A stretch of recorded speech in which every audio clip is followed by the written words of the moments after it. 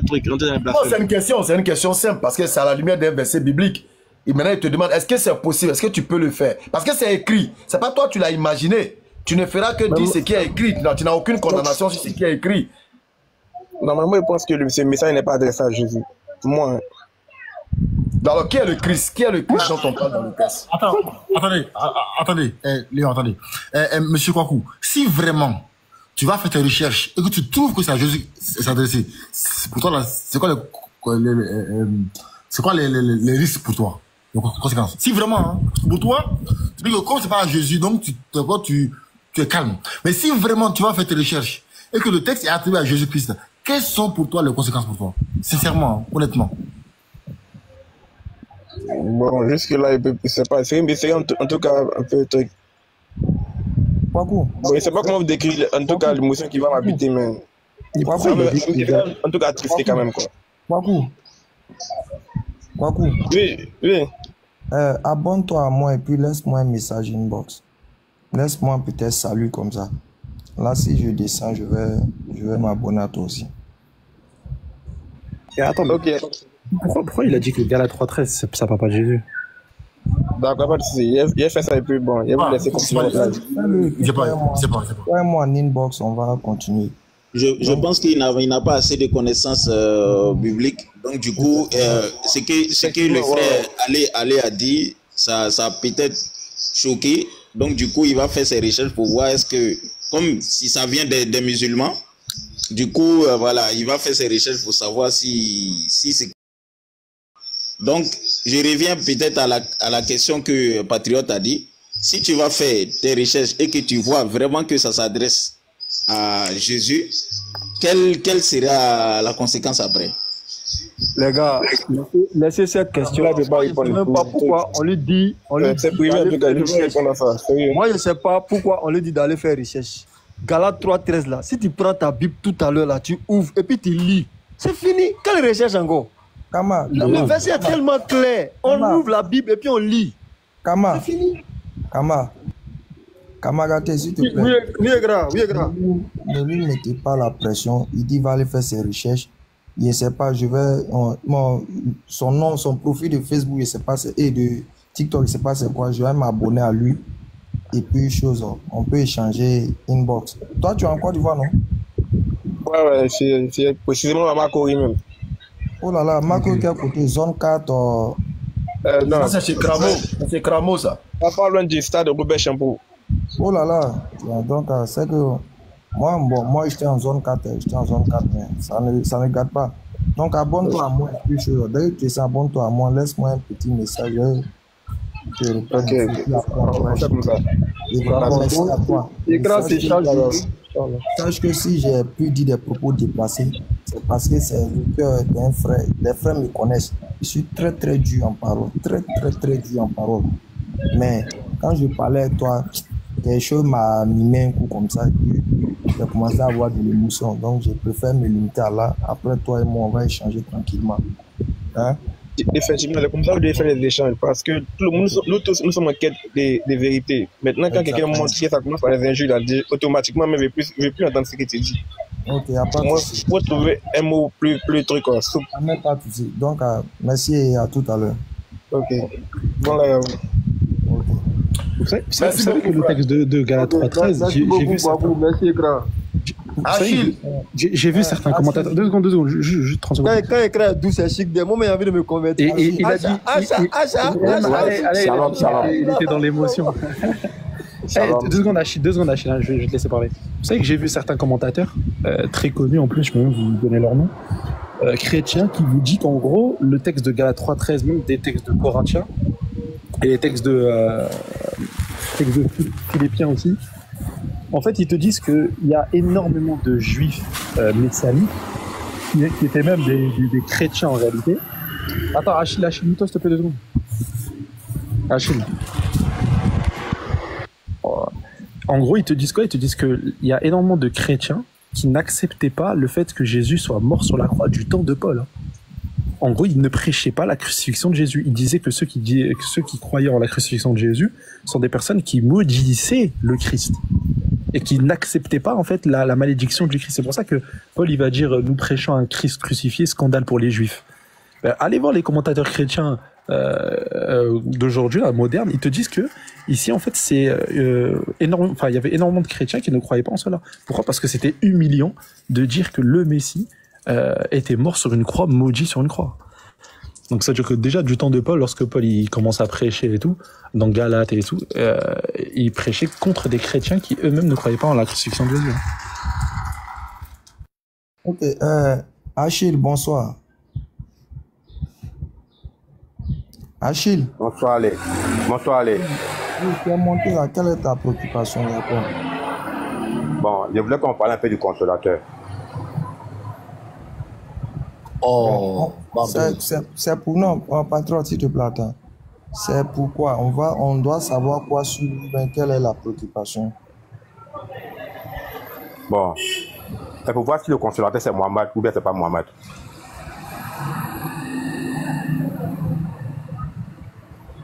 Ah, ok.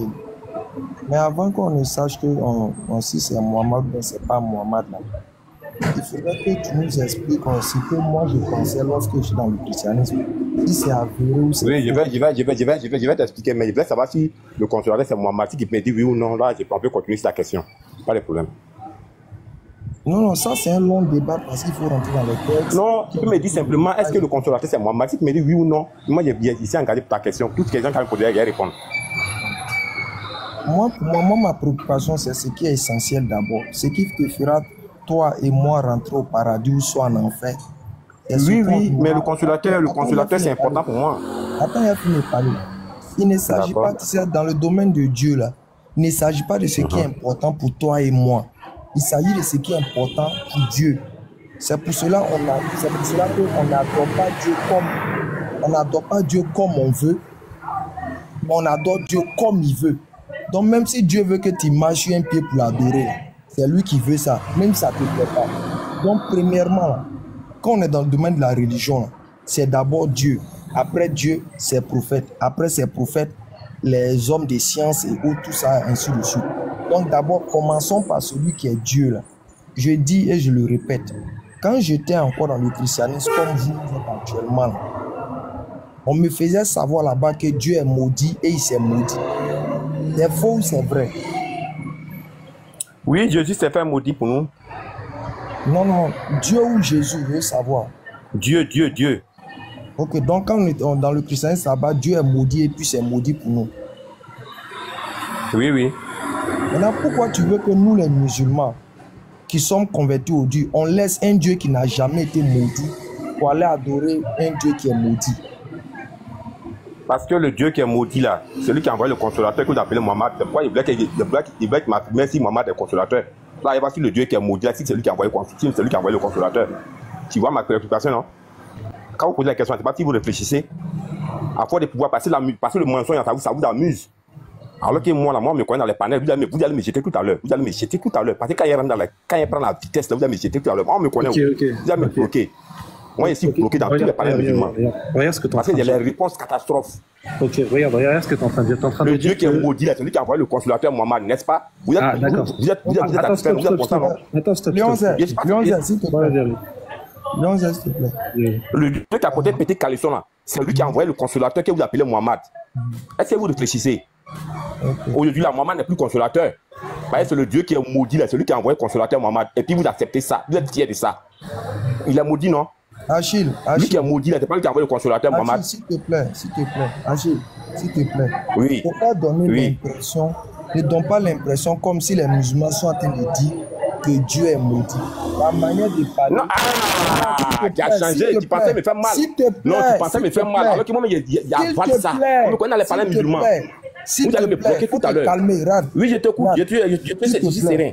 S'il te plaît, écoute ce que je suis en train de dire, puis tu vas réagir. Je dis, ne donne pas l'impression aux gens qui nous écoutent comme si les musulmans sont en train de dire que Dieu est maudit. Non. Il est parti. Bon. Il est ridicule. Il a dit que le Dieu qui a été maudit, c'est lui qui a envoyé le consolateur.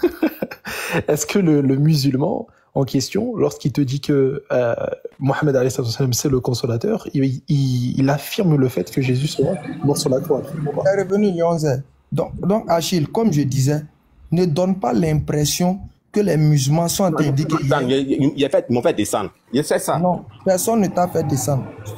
Toi, ils m'ont fait descendre. Je vous connais. Arrête de couper la parole. Arrête ça. Voilà, je suis tranquille. Oui, je suis serein. Ok, il n'y a pas de souci.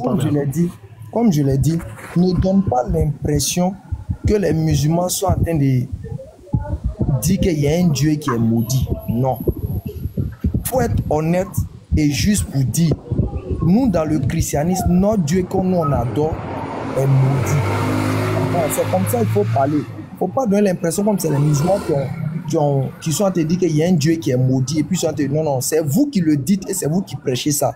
Et tu as changé le langage. Non. Tu as dit quand tu étais dans le christianisme, non. Tout à l'heure, quand tu me prenais au début, là, tu pensais que j'étais idiot.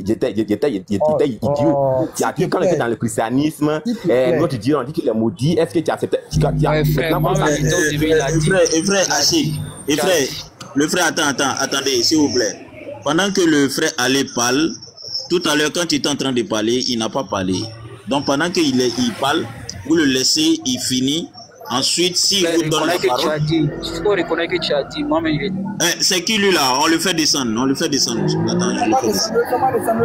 fais pas descendre, s'il te plaît. Non, il n'y a pas des gens trucs là, on le fait descendre. Bravo, laisse-le. Non, en fait, il faut qu'on organise le live. Parce que nous, on enregistre après. Nous, on enregistre fort. Bravo. On va juste lui donner une bandade. Le frère Jean. Allez, là, changer la parole. Il a changé la parole qu'il a parlé. On n'a pas envie de te faire descendre. Il a attrapé. Donc, il faut rester discipliné. Ok. Je reviens pour... Allez, devenu comme une poule mouillée devant moi. Je reviens pour dire. Il veut changer la parole. S'il te plaît. Je reviens pour dire. Oh là là. Qu'il a fait descendre. Son réseau n'est pas stable, après il va venir qu'on le fait descendre. Comme si lui le était inquiétant. Effectivement, son réseau n'est pas stable, puisque lui et moi, on a plusieurs fois échangé. C'est-à-dire, quand il monte, il saute par... En fait, il y a des modérateurs en bas. C'est Abdul qui le fait descendre. Ah, ok. Non. Ceux qui sont en haut vont le faire descendre. Vous n'êtes pas le cardio. Non, en fait, le gars là, il n'est pas venu pour... En ça, là, on ne peut pas enregistrer comme ça. Okay. Ah. Non, mais Cramo, tu n'as pas à cause de l'enregistrement, n'est-ce pas, je sais pas. Non, c'est pas à cause de ça. En fait, les gens sont ici, là. Il y a 500 personnes. On ne peut pas prendre un gars qui n'est pas prêt pour écouter, il n'est pas prêt pour laisser la parole. Cramo, écoute-moi. Ça dit, ça là, ça fait partie du jeu. C'est des gens, on sait qu'ils sont agités. Ça, nous, on le sait, ou bien. Et puis ils deviennent agités lorsque la vérité commence à véritablement se faire jour. Donc ça là, dans notre enregistrement là, la partie où il saute là, on coupe. Tu vois non? Parce que lui ne va pas arrêter ce qu'il est en train de faire là. La manipulation. Voilà. Donc, comment on appelle ça? Il s'appelle comment? Achille. Achille. Oui. Ne pas avoir cardio, c'est pas l'objet du débat. On est d'accord, non? On ne vient pas ici à la base pour savoir qui a cardio, qui n'a pas cardio. C'est pour savoir qui a la vérité, qui n'a pas la vérité. Ou bien? Même nous, on a la vérité. Voilà. Donc, on a le Dieu du 6e siècle là. Lui, il est Dieu dans le Coran. Le Dieu du 6e siècle, lui, il est Dieu dans le Coran. Il n'est pas Dieu dans la Torah, ni dans l'évangile. J'essaie de te raisonner, mais à peine tu as répondu à ma question, tu es en train d'enchaîner. C'est ce qu'on appelle ne pas être patient. Parce que quand on a la vérité, on est patient. Tu vois comment je parle là, non? Je veux qu'on trouve un terrain calme, et puis moi, je vais te laisser maintenant à celui avec qui tu dois parler. Donc, le fait de dire que tu n'as pas cardio, là, on n'est pas là pour... Donc, arrête les pics, non, arrête les pics. Si tu veux que tu sois calme, arrête les pics. Et puis laisse-moi parler. Allez. Moi-même, je te fais descendre. Merci. Ok. Donc, Jean-Louis. Un comportement comme ça, tu ne pourras pas avoir une séquence potable. Tu ne peux pas avoir un échange potable. Parce qu'il a décidé de venir montrer qu'il y a cardio, qui n'a pas cardio. Là où on cherche la vérité. Donc, Néné. Néné. Ouais, Néné. Oui, je suis là. Il est là, Néné. Oui. Bonsoir, le frère. Ok. Oui, je suis là, je suis là. Jean-Louis. Ouais, bonsoir. Je suis là, Est-ce vous me que Néné recevez? est là? Oui, Aïe. oui, je suis là. Néné, tu es là? Je suis là. Tapotez le live, les frères. Tapotez le live. Les gars. Ok, Je suis là, je suis là, je suis là. Donc, Ekra. Oui, je suis là. Ekra, Ekra, bismillah. Oui, Ok. oui, comment? Jean-Louis Néné, ça va? Oui, je peux parler. Bon, vous n'avez pas bon réseau. Quand vous allez Oui, ça va. descendre, vous allez dire on vous a fait descendre. Jean-Louis Néné, tu nous reçois? Oui, oui, je suis là, je suis là, je suis là. Je vous entends. Ok. Vous me recevez? Oui, on te reçoit. Ça va? Oui. Ok. Tapotez On me mute, le live, s'il vous plaît. Personne ne te mute. Tapotez seulement le live. Mais je me démute. Ok. Bon, je peux parler. Néné, est-ce que tu peux descendre pour refaire ta demande? Je peux parler. Ok. Oui, est-ce que tu peux descendre pour refaire ta demande? Parce que ça coupe trop. C'est possible? Tapotez le live. Tapotez le Voilà, live. faut refaire ta demande.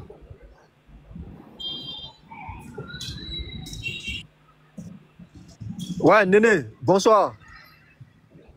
Oui. Ok. Il est parti. Ouais. Il doit refaire sa demande. Shalom, shalom à tous les musulmans. Je suis monté à cause de toi. Mais avant d'échanger, j'aimerais d'abord dire que lorsque je vais échanger avec toi, si un de tes frères se démute et entre dans notre conversation, moi je descends. Ok, la personne ne va rentrer. Je suis là, je suis là, je suis revenu. Ça, il faut que tout le monde se le tienne pour dire. Personne Oui, ne je monte suis là, sur je suis notre là. live. Attends, Néné. Personne ne monte sur notre live et puis va nous menacer. Il n'y a pas son chien, il n'y a pas son chat. Je vais pas le. Benny me connaît. Je vais pas laisser faire. Tu montes pas sur notre live et puis tu nous menaces. Soit tu es poli, soit tu n'es pas poli. On ne te doit rien. Grand frère Cam, c'était pas pour vous. C'était pas pour vous qui disait ça, c'était pour moi parce qu'il a peur. Il a peur. C'était pas pour vous, wallahi. Mais grand frère, voilà, c'était pas pour vous. Ouais. Ok, Jean-Louis est là. Jean-Louis est là, on va reprendre avec lui. Oui, je suis là. Jean-Louis. Oui, frère. Oui, oui. Ouais, quelles sont les nouvelles, Jean-Louis? Jean-Louis, quelles sont les nouvelles? Bon, il n'y a rien de Quelles sont grave. les nouvelles? J'étais en bas, je vous écoutais. Au début, bon, c'est ce que je suis en train de dire. Je vous suivais, j'étais en bas, je vous suivais. Au moment où il y avait un frère qui est descendu, je ne sais pas, il dit qu'il était chrétien, je ne sais pas, on dit quoi, où le frère allait causer avec lui. Le frère lui a demandé si c'est écrit dans la Bible, Jésus est maudit. Donc les gars, quand le frère allait à lui, les gars, comme il ne maîtrise pas, il va aller regarder si c'est vrai. Je ne sais pas, il y a un mec qui lui a demandé si c'est ce qui est écrit et que c'est vrai là, qu'est-ce que tu vas faire? Le gars lui, il serait un peu triste. Donc le frère, je suppose même que vous avez dit dans l'écriture même que Jésus a dit, en tout cas l'écriture dit que Jésus est maudit. C'est ce que je résume selon vous. Maintenant, moi, je connais le texte. Je suis allé, je connais plusieurs fois. Là-bas, de la manière que vous voyez écrit, c'est pas comme ça. Pour ne pas De la manière que vous interprétez, au fait, c'est pas tu ça. veux monter. C'est pas dans le texte. Dans le texte. Ok, pour ne pas tourner autour du. Ah, c'est quel gars ça là? Pour ne pas tourner autour du pot. Tu es venu discuter de Galates 3.13, c'est ça non? Oui. Oui, oui. Ok, donc je. Ekra, c'est ton élément. Bon, hein. dans ce... Donc allons, c'est à Ekra tu parles. Hein. Non, tu regardes. Dans le texte, c'est bien mentionné racheter. Je ne sais pas si parmi vous là, quelqu'un peut me donner la définition du mot racheter. On t'écoute, vas-y. Racheter veut dire quoi dans ce texte et tout ça? Vas-y. C'est trop facile. Il faut lire le texte d'abord. Si tu ne peux pas lire, quelqu'un va lire. Non, je n'ai pas le texte. Je n'ai pas le texte devant moi, en fait. Voilà, j'ai lu ça une fois. Ok, attends. Il y a quelques mots clés que je vais prendre pour définir en même temps. La phrase du texte. Est-ce que ton micro est bon même? Il n'a qu'à lever son écouteur. Sûrement, il a mis un écouteur.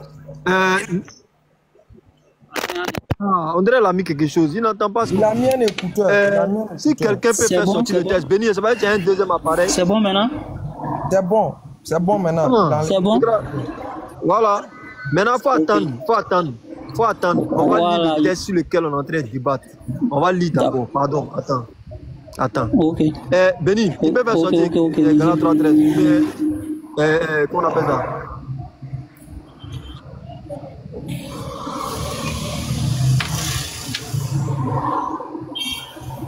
Parce que Benny fait que tu ne lis pas. C'est qu'on va paraphraser le texte là. C'est ça qui a fait. Sinon, si on lit bien, voilà. Galates 3, le verset 13. Christ nous a rachetés de la malédiction de la loi, étant devenu malédiction pour nous, car il est écrit, maudit est quiconque est pendu au bois. Fin de citation. Le peuple t'écoute. Voilà. Maintenant, monsieur Néné, on t'écoute.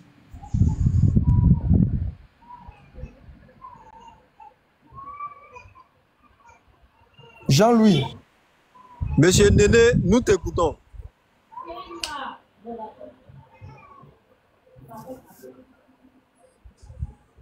Jean-Louis.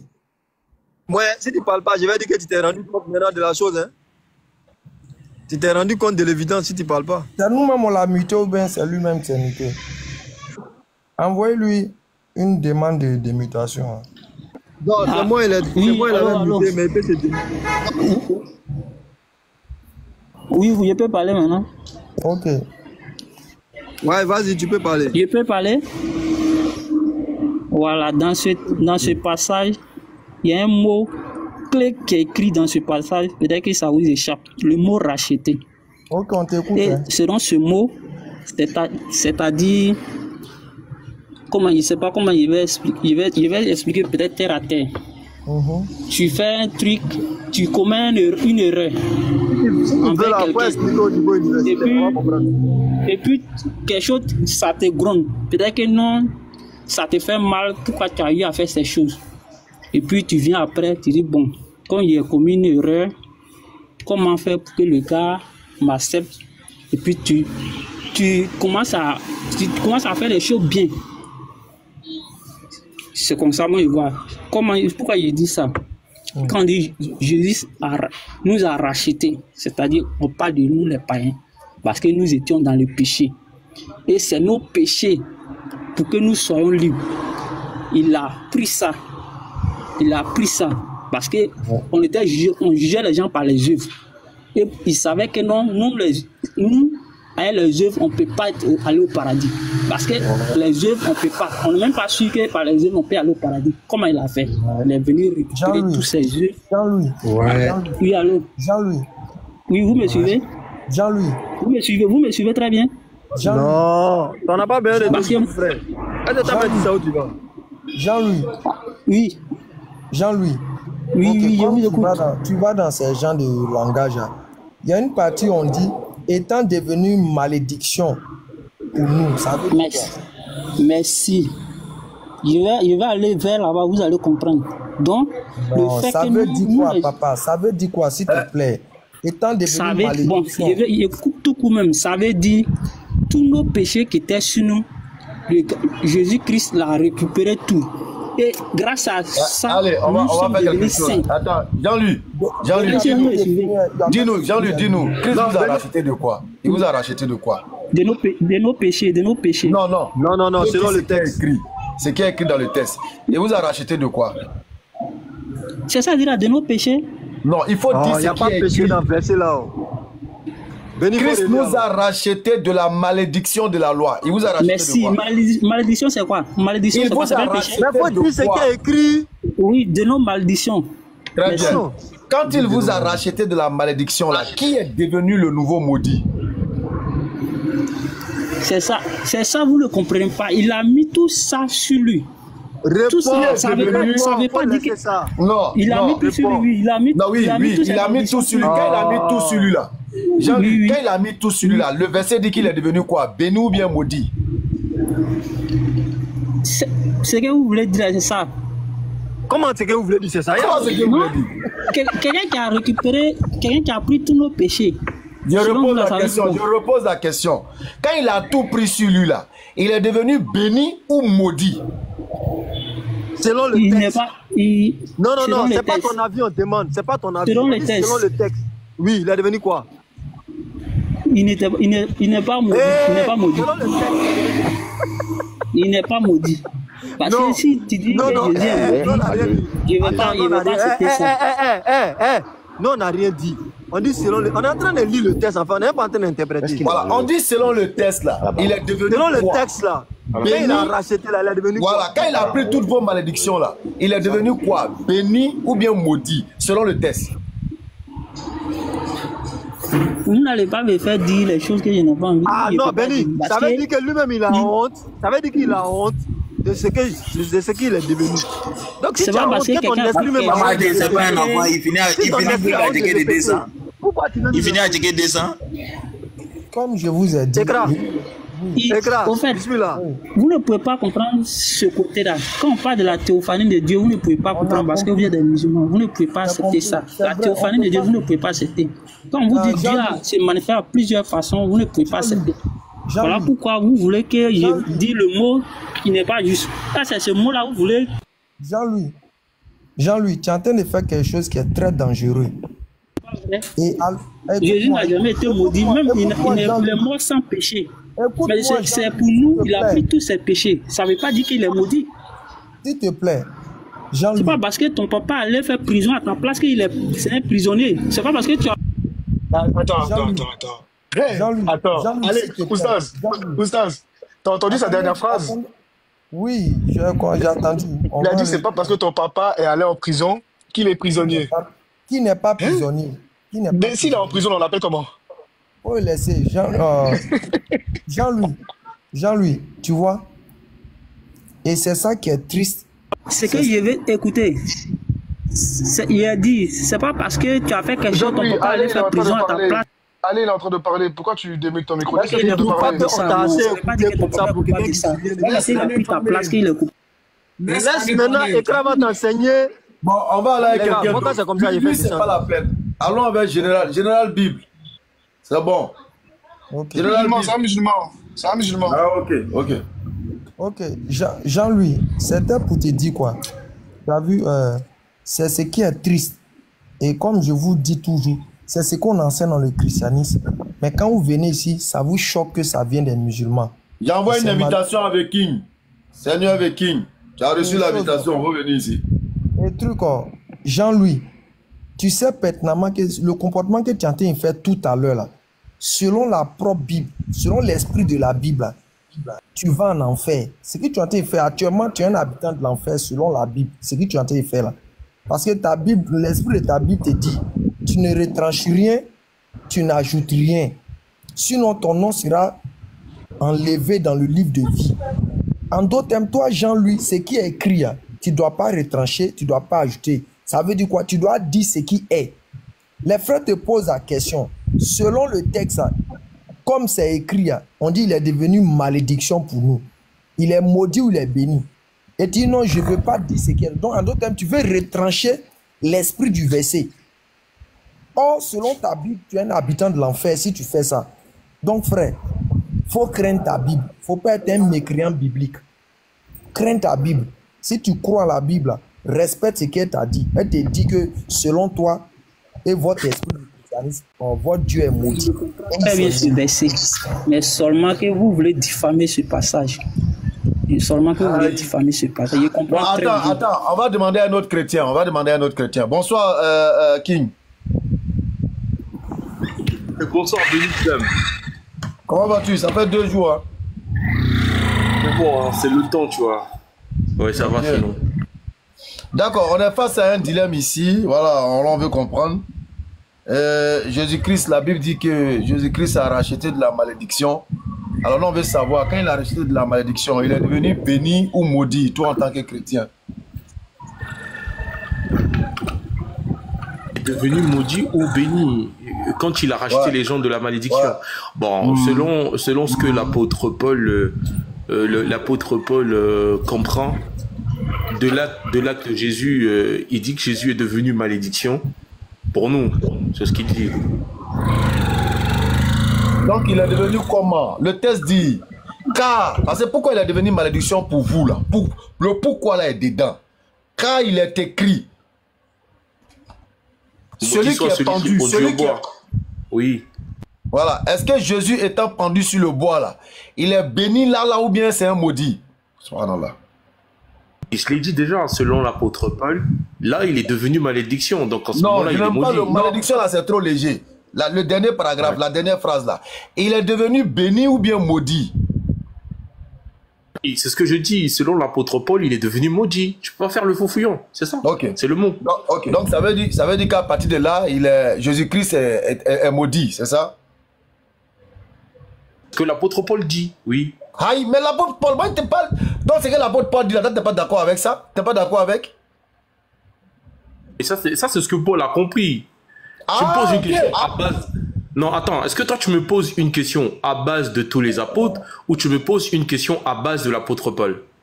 Je te pose une question sur la base du verset de Galates 3.13. Qui a écrit Galates 3.13? Non. Je te posais une question sur Galates 3.13. Tu sais qui est là? Je te demande qui a écrit Galates 3.13? Qui a écrit ça? Non, attends, tu crois en Paul ou pas? Non, mais tu réponds pas à ma question. Qui a écrit Est-ce que tu crois en Paul ou pas? Qui a écrit Galates? Tu réponds pas à ma question. Des distractions comme ça même. Non, c'est toi qui as me posé de questions et il n'est pas répondre aux questions. Est-ce que tu crois en Paul? Tu dis selon Paul, ok. J'ai dit, moi je n'ai pas qui te tourne avec. Est-ce que tu crois en Paul ou pas? Te répondre sans problème. Hein. Regarde, je veux te répondre sans problème, mais toi tu vas continuer à le faire. Regarde. Moi je crois en Paul, oui. Qui a écrit Galates là, s'il te plaît? Selon Paul là, le texte dit qui a écrit Galates maintenant? Oh, béni. Qui a écrit Galates? Quelle est l'importance? Si on te dit qui a écrit, est-ce que ça arrache au texte? C'est important. Un livre à un auteur. Qui est l'auteur? Écoute-moi. Non, attends. Si on trouve l'auteur, il a menti ou bien il a dit vrai? On trouve d'abord l'auteur. Non. Est-ce que si je trouve l'auteur, tu vas me dire s'il a menti? Et si on trouve l'auteur, je te donnerai mon argument. Non. Tu vas pas me dire que on est en train de lire un texte. Pourquoi tu m'as dit? Voici ce que tu m'as dit. Pourquoi tu dis chaque fois que c'est Paul? Avec toi là, c'est toujours comme ça. Oh. Tu aimes trop faire la ronde. Tu fais la ronde derrière les questions. On te parle d'un texte. Tu dis que maintenant si on trouve l'auteur là, ça change quoi au test? Dans le cas contraire, donne-moi un auteur qui dit une chose contraire à ce qu'on est en train de lire. Donne un autre auteur qui dit que Jésus n'est pas maudit. On dit celui qui est sur le bois est maudit. Tu cherches auteur pour faire quoi? Tu aimes trop tourner avec les questionnaires. Bon, je sais pas. Tu souffres déjà. À peine je suis arrivé, mais tu souffres déjà. C'est terrible. C'est pas ça. Au fait, tu as la manie de tourner, de jouer les pédales alors que tu es un gros ignorant. Pourquoi les gens pensent que le but c'est de venir créer panique, zizanie et puis partir? Pourquoi les gens pensent ça? Ménard l'a dit, il y a un qui a dit on n'a pas cardio, toi tu dis bon, c'est pas le but.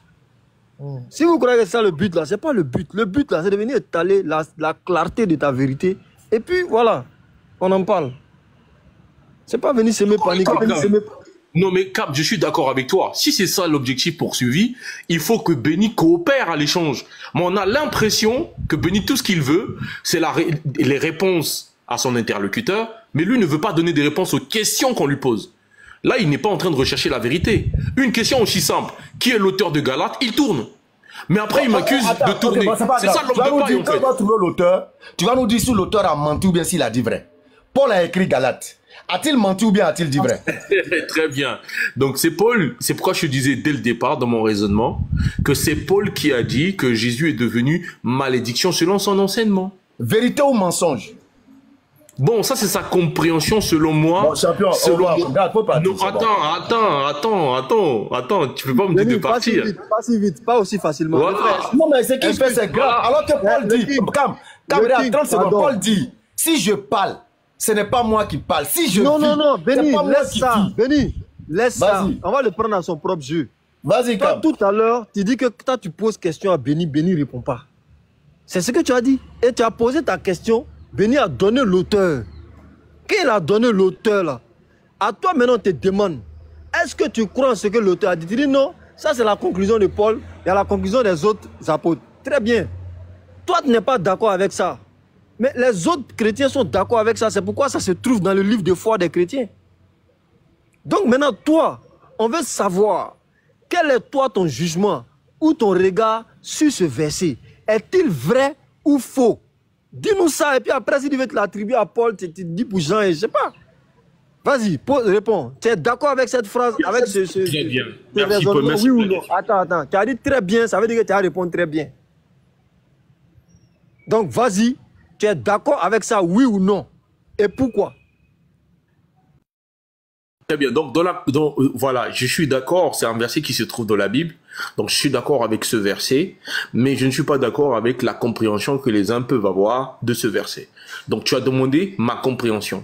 Et la raison pour laquelle Paul est parvenu, parce que, n'oubliez pas, j'ai précisé que les autres apôtres n'en ont pas parlé. Les autres apôtres n'ont pas dit que Jésus est devenu maudit.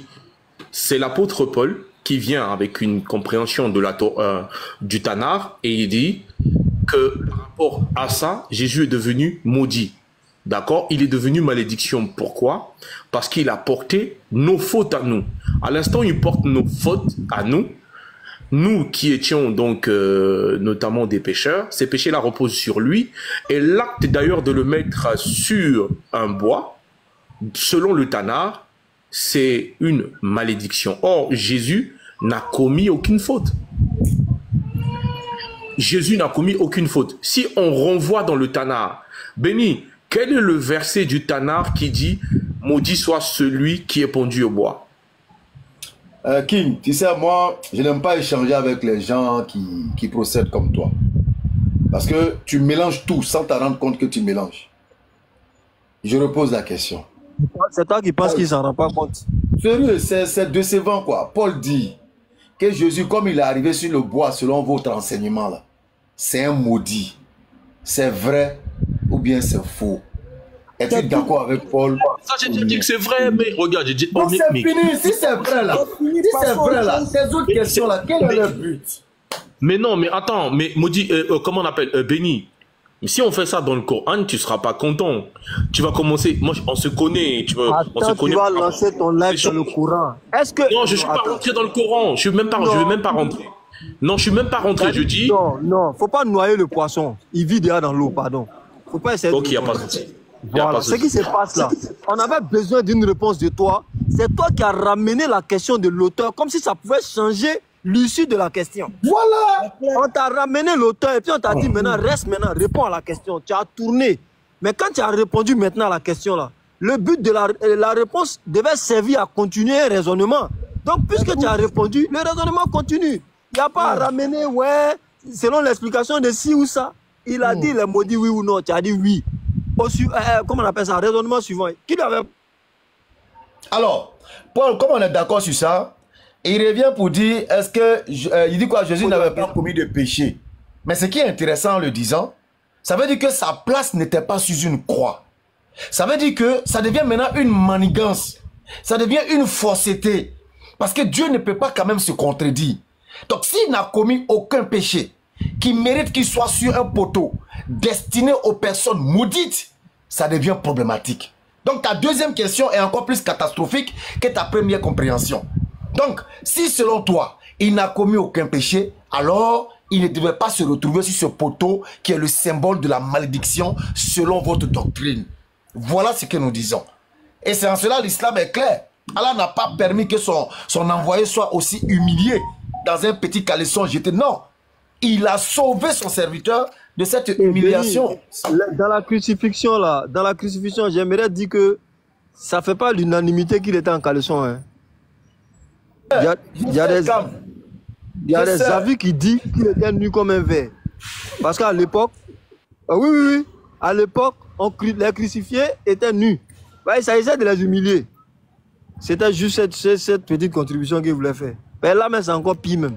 Toi, tu es venu aggraver l'affaire là. Au lieu de laisser petit caleçon là, toi, tu es venu encore enlever petit caleçon d'enfer où Lopez même cherche les trucs là.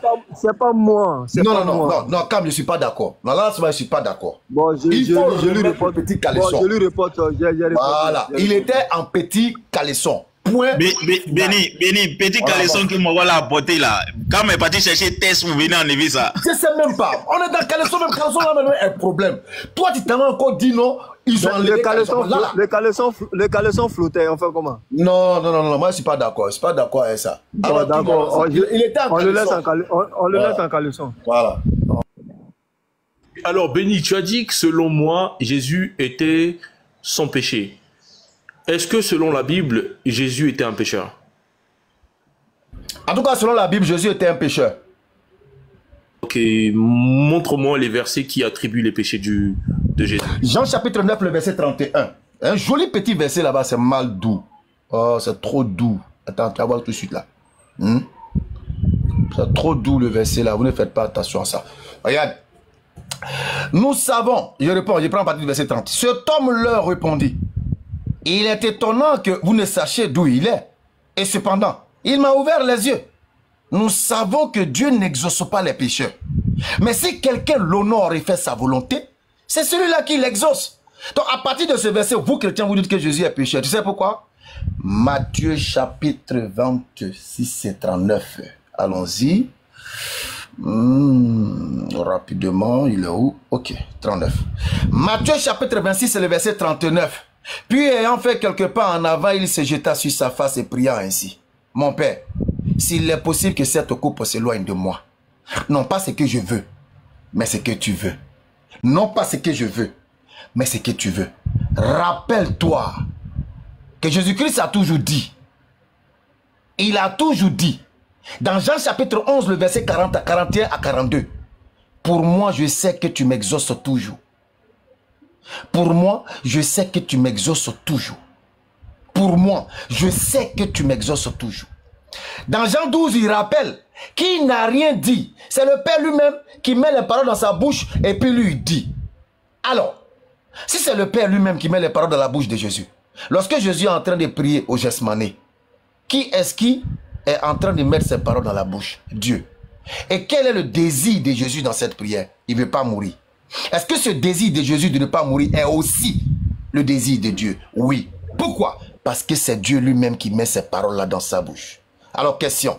Sera-t-il exaucé? Oui ou non? Ça va? Bonjour, ça va? Sera-t-il exaucé? Oui ou non? S'il n'est pas exaucé, c'est un pécheur. Jean chapitre 9, verset 31.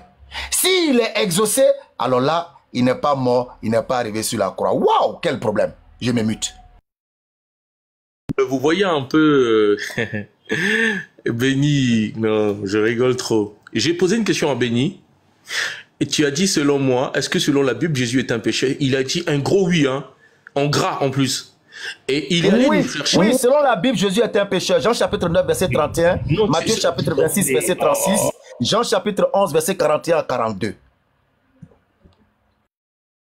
Béni, vous avez vu tout à l'heure, enfin je le connais, hein, il crée toujours l'homme de paille. Et puis il m'a dit, non, t'as me tourner aux questions. Je lui ai posé une question aussi simple. Est-ce que Jésus est pécheur dans la Bible? Il dit oui, et il est allé chercher Jean chapitre 9. Dans Jean chapitre 9, le propos de cet aveugle-né a pour raison défendre Jésus qui n'est pas un pécheur accusé par les Juifs, ou c'est pour inculper Jésus en tant que pécheur? Dans Jean chapitre 9. Barakallahu fik. Tu sais, j'aime beaucoup le sujet de la crucifixion. Parce que c'est des sujets quand même, alhamdulillah, on l'a traité il y a longtemps. Alors pour poser ta question, tu ramènes ça à l'effet contextuel. Ok. Le contexte il est clair, mais en même temps le contexte il est profond. Dieu n'exauce pas les pécheurs. Tu comprends? Alors qu'est-ce qu'on est en train de rechercher ici? Est-ce que Jésus-Christ est un pécheur? Je dis oui. Selon votre Bible et votre doctrine, oui, Jésus est un pécheur. Mais islamiquement, Jésus n'est pas un pécheur. Chez nous, un prophète ne pêche pas. Ça, c'est chez nous. Mais chez vous, là, quand tu dis, est-ce que l'aveugle... Mais l'aveugle dit, Dieu n'exauce pas les pécheurs. Donc nous, on est en train de chercher, mais est-ce que Jésus est un pécheur? Bon, vous dites que Jésus a prié. Et dans la prière de Jésus, il a souhaité ne pas mourir. A-t-il été exaucé ou pas? Vous dites qu'il n'a pas été exaucé parce qu'il serait mort sur la croix et il serait ressuscité selon toujours votre doctrine. Alors, conclusion, Jésus est un pécheur, Dieu ne l'a pas exaucé. Hein? Je répète ma question, Béni. Écoute très bien ma question. Tu la répètes, je réponds. Tu as pris un verset pour attester que Jésus dans la Bible est un pécheur. Tu as dit oui, Jean chapitre 9, tu es allé prendre l'épisode de l'aveugle-né. Ma question est celle-ci, parce que le verset est contextuel. On parle bien d'un aveugle-né. Cet aveugle-né là, en utilisant cette expression, nous savons que Dieu n'exauce pas les pécheurs. Est-il en train d'inculper Jésus comme pécheur ou il le disculpe aux accusations portées contre lui par les responsables religieux? Très bien. Cet aveugle est en train de démontrer à tous ceux qui, comme vous, dans cet esprit, pensent que Jésus n'est pas exaucé, même quand il fait un miracle, c'est pas lui là. Tous ceux qui pensent comme vous là, comme eux, comme à l'époque, comme aujourd'hui là, qui pensent comme ça là, tous ceux-là sont en train de faire de Jésus un pécheur. Je répète encore. Oui, selon votre doctrine, Jésus est un pécheur à la lumière de... Il faut bien enregistrer. Jean chapitre 9, verset 31, tous les chrétiens du monde disent que Jésus est un pécheur. Je répète, pour que tu enregistres très bien. Bien, bonsoir. Tous les chrétiens du monde disent que Jésus-Christ est un pécheur à la lumière de Jean chapitre 9, verset 31. Pourquoi? Parce que ceux qui ont vu l'aveugle être guéri ont douté, on n'a pas accepté que Jésus puisse faire ça. Alors l'aveugle leur rappelle que s'il n'a pas pu le faire, c'est qu'il est un pécheur qui n'a pas été exaucé par Dieu. Mais comme il n'est pas un pécheur, c'est pourquoi, quand il a prié pour moi, il a eu gain de cause. Ceci étant, nous remontons l'échelle de la réflexion et nous nous retrouvons en quoi? Jésus va prier. Il va lancer une demande d'être lui-même maintenant sauvé d'un acte mortel qui est en cours de préparation. Alors, Dieu va-t-il répondre à l'appel de Jésus ou ne va-t-il pas répondre à son appel? C'est un verset qui est intelligent et ta question n'a pas de sens dans le sens où le verset dit Dieu n'exauce pas un pécheur. Est-ce que Jésus a lancé une demande pour être exaucé par Dieu? Oui ou non? Oui, il a lancé une demande. Sera-t-il exaucé? Oui ou non? Voilà la question. Est-ce qu'il sera exaucé? Toutefois que nous allons voir que Jésus n'a pas été exaucé. Vous êtes témoin que... Dieu vient mille-toi pour mieux enregistrer, pour ne pas qu'il y ait trop de bruit. Voilà. Toutefois que vous allez nous sortir un test où Jésus a lancé une demande dans une prière et qu'il n'a pas été exaucé, Jésus devient automatiquement un pécheur selon cette croyance-là. Je me mute encore. Très bien. Donc, vous avez compris que Béni, soit il fait exprès, bon, soit il a juste un objectif à atteindre, parce que ma question est bien claire. Mais comme je me rends compte qu'il ne répond pas, je veux répondre à ma propre question. Écoutez bien. J'ai demandé à Béni si, selon la Bible, Jésus était un pécheur. Il a dit oui. Et il est allé nous chercher l'histoire de l'aveugle-né. J'ai même pas vu le rapport, hein. Mais écoutez bien. Les pharisiens l'appelèrent, Jean 9, le verset 24. Une seconde fois, les pharisiens appelèrent une seconde fois l'homme qui avait été aveugle et lui dirent, donne gloire à Dieu. Nous savons que cet homme est un pécheur. Accusation que porte ici Béni Islam. Selon Béni Islam, Jésus était un pécheur dans la Bible. La même accusation que ses chefs religieux. Maintenant, écoutons l'homme sur lequel Béni Islam s'est appuyé. J'ai même pas compris, mais en tout cas, voilà, on va démontrer qu'il disait, ce qu'il disait était n'importe quoi. Il a dit selon votre doctrine. Non, il a dit selon la Bible, hein. Attention, il a dit selon la Bible. Il dit selon, oui, il a dit selon la Bible, selon votre doctrine. La Bible, voilà. Non, selon la Bible. Restons dans la Bible d'abord. Restons dans la Bible, parce que, voilà, restons dans la Bible. Donc, il dit, Béni, tu as muté, Béni. Ça, Béni, tu as muté sans qu'on les sens. Béni, tu as muté, on n'entend pas.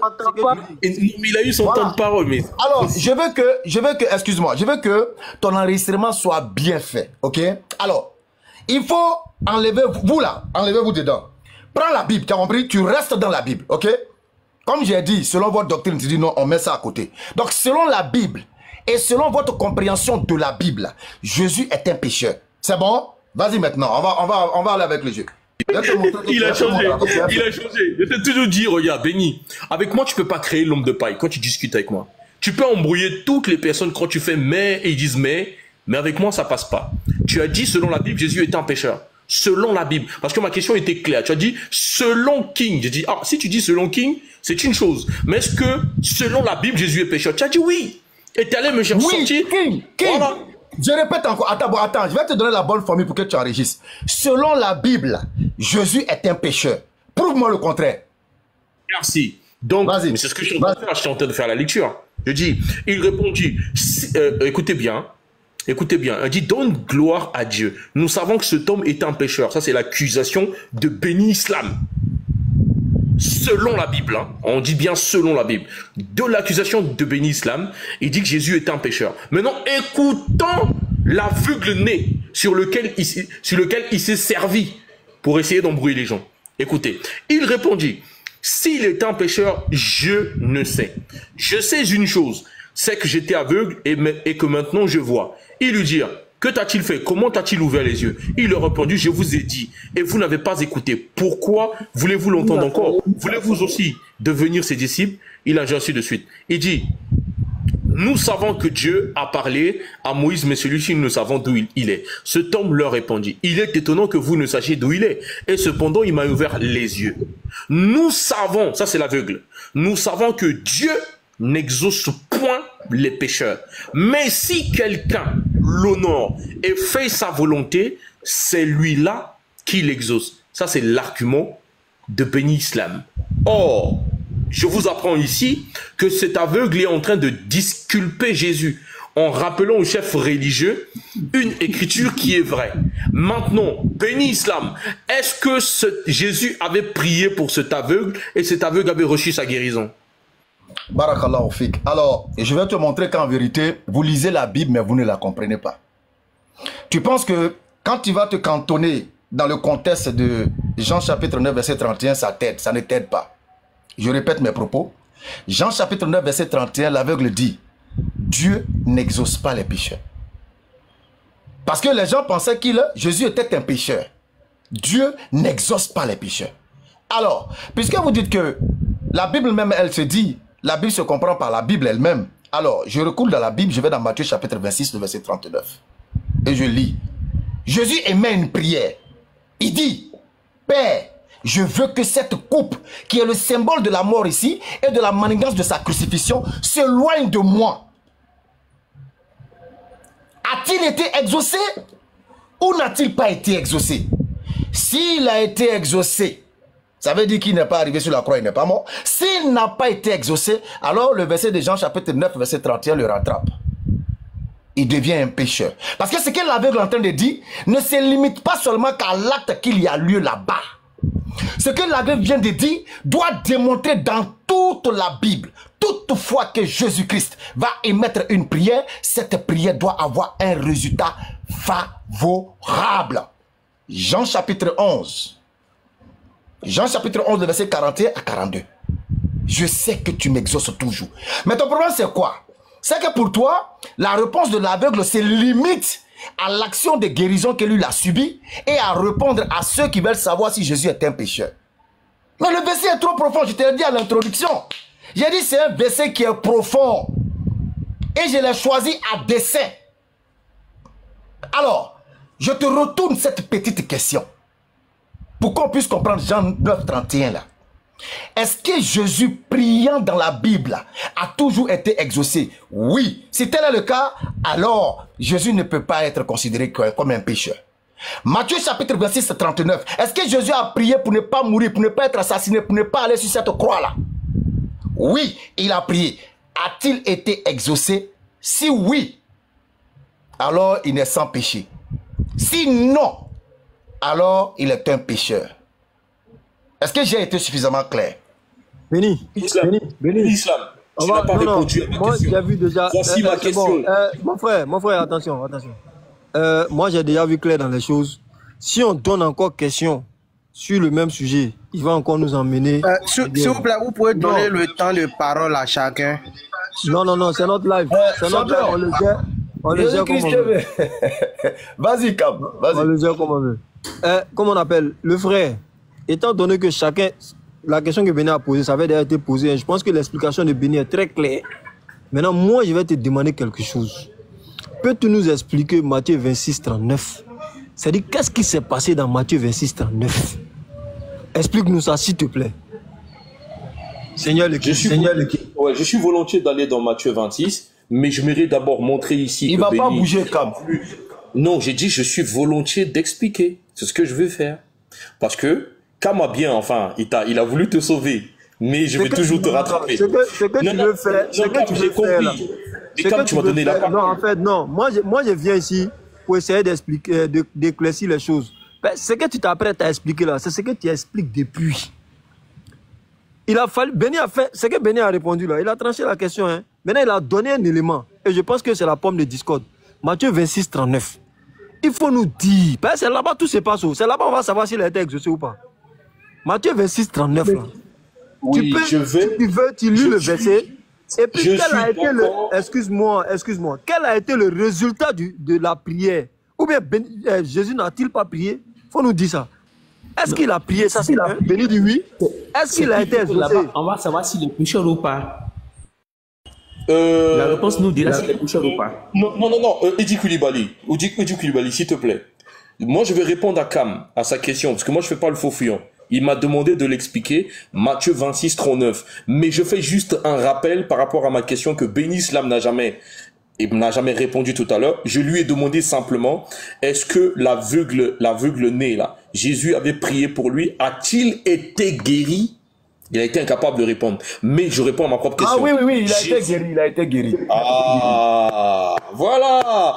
Donc, l'argument de cet aveugle né, c'est de dire, si Jésus a prié pour moi et que j'ai été guéri, ce n'est pas un pécheur. Vous qui l'accusez de péché, ce n'est pas un pécheur. Voilà, merci. Alors, 30 secondes. 30 secondes.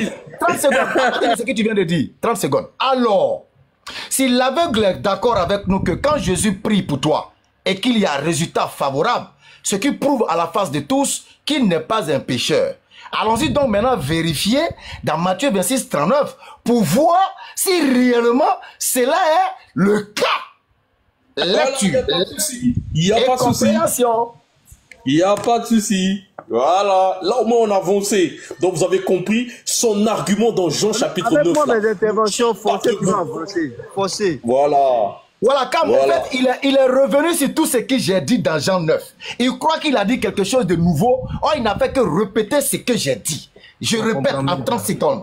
La guérison de l'aveugle est la preuve que Jésus, quand il prie, là, il doit être exaucé pour ne pas être un pécheur. Si jamais il prie un jour et qu'il n'est pas exaucé, Jésus devient un pécheur à la lumière du même verset. Voilà le résumé de tout ce que j'ai dit. Tu as enregistré, tu vas réécouter. Alors, pour nous séparer, Matthieu 26, 39, en Kakalan. Bismillah. Donc, si Jésus a été exaucé dans Jean chapitre 9, dans la Bible, Jésus n'est pas un pécheur. À la lumière de ton propre verset. On va voir ça dans Matthieu 26 maintenant. À la lumière du c'est pas mon 26, 39. Pourquoi tu refuses de rentrer dans le 26, 39? Non, je suis déjà là. Je dis, moi je réponds à Béni puisqu'il est intervenu 30 secondes. Pourquoi ça vous dérange comment je parle? Moi, je suis déjà dans ton Matthieu 26. Il n'y a pas de souci. Je dis à Béni, son argument est faux parce qu'il a utilisé Jean 9. Jean 9. Allons-y, lecture. Voilà, mais non. Lecture Matthieu 26. Le verset 39. Cam a demandé l'explication après avoir balayé l'argument fallacieux de Béni. Puis, ayant fait quelques pas en avant, il se jeta sur sa face et pria ainsi. Mon Père, s'il est possible, que cette coupe s'éloigne de moi. Toutefois, non pas ce que je veux, mais ce que tu veux. Voici Matthieu 26, le verset 39. Ok, merci beaucoup. Alors, ma question est celle-ci. Quelle était la prière? Jésus a prié pourquoi? Mourir ou ne pas mourir? Déjà, ici, on ne parle pas de mort. Ok, d'accord. La coupe symbolise quoi? Non, on ne va pas rentrer dans les symboles. Mais d'abord... Mais attends, Béni, Cam m'a demandé d'expliquer. Non, Cam, tu m'as demandé d'expliquer. La coupe là, c'est quoi? Tu m'as demandé d'expliquer le verset. Dès que j'ai fait la lecture... Il y a quelqu'un qui a mis en bas que c'est coupe du monde là. Non, attendez, Cam, soyons sérieux. Tu m'as dit, est-ce que tu peux m'expliquer Matthieu 26, le verset 39? Si tu dois m'expliquer que tu ne m'expliques pas les symboles, en quoi est-ce que ton explication m'est utile? À toi, je vais expliquer tout le verset. Béni, tout de suite après lecture, il a intervenu. Moi, je ne vais pas rentrer dans son... Excuse-moi. Vas-y, explique. Excuse-moi, vas-y. Ah, voilà, Béni. Donc, comme tu m'as demandé de t'expliquer Matthieu chapitre 26, le verset 39, je te confirme que Jésus a été exaucé déjà. Je te confirme que Jésus a été exaucé. Eh bien, c'est dans les détails. Puis, ayant fait quelques pas en avant, il se jeta sur sa face et pria ainsi. Mon Père, donc le Père ici, c'est Dieu, le Créateur de l'univers, qui a toujours exaucé Jésus, parce que Jésus n'est pas un pécheur. Jésus dit, s'il est possible, c'est au conditionnel, donc il y a une incertitude. Il dit, s'il est possible que cette coupe s'éloigne de moi. La coupe ici, eh ben, c'est la souffrance qu'il devait connaître. D'accord? Parce que Jésus dit, il dit, pensez-vous que vous pouvez boire la coupe que je vais boire? Et ses disciples vont dire, bah oui, nous la boirons. Et Jésus a dit, bon, certes que vous la boirez. Donc, il parlait bien des souffrances. Maintenant, il dit que cette coupe s'éloigne de moi. S'éloigner, c'est renvoyer à une période inconnue.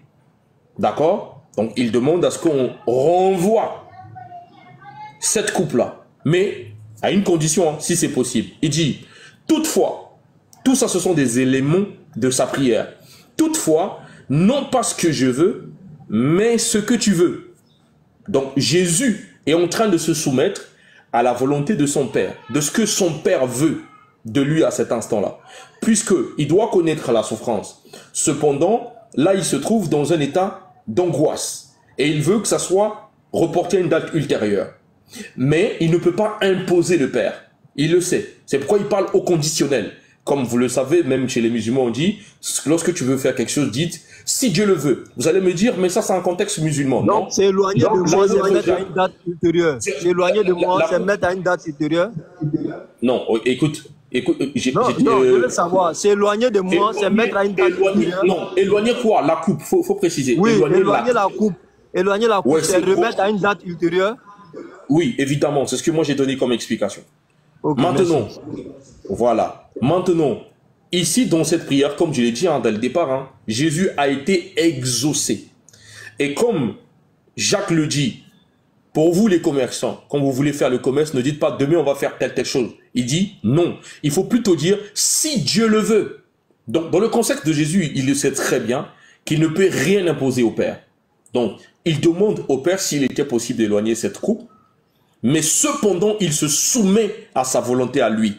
Donc, par conséquent, ce qui doit être accompli ici, selon la prière de Jésus, c'est la volonté du Père.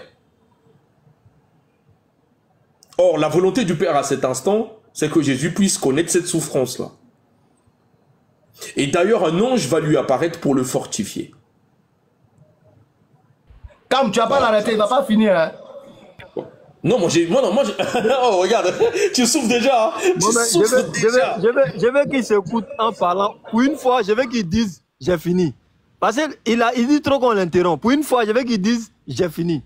Parce que c'est le dernier kata. Allons-y. Voilà. Donc, non pas ce que je veux, mais ce que tu veux. Et je l'ai dit, Jésus a été exaucé. Il s'est remis à la volonté du Père. Et la volonté du Père, c'est que Jésus connaisse la souffrance à cet instant-là. Voilà un peu calme. Maintenant, si tu as un contre-argumentaire, je t'écoute. Ok. Donc, Jésus, tu as dit la coupe ici, c'est la souffrance, je suis d'accord. La mort, la souffrance, la passion du Christ et tout ça, c'est un package pour moi, il n'y a pas de souci. Donc, c'est la souffrance, la coupe. Mais est-ce qu'il est d'accord avec ce package-là? Est-ce qu'il est d'accord avec ça? Parce que je le connais. Non, mais quand on parle de quatre passions du Christ, là, c'est la souffrance qui aboutit à la mort. N'est-ce pas, mon frère? J'attends ton contre-argumentaire. Ne rentre pas dans les trucs de Béni. Ok, d'accord. Il n'a qu'à te répondre. Non, Béni, de toute façon, je te laisse le soin. Quand il va protester, je te laisse le soin de voilà. Alors, toi, tu dis que la coupe ici, c'est cette souffrance-là. Il n'y a pas de problème, je valide. Alors, cette coupe-là, qui est la souffrance, est-ce que Jésus voulait que la souffrance, selon toi encore une fois, soit reporté à une date ultérieure. C'était le vœu de Jésus.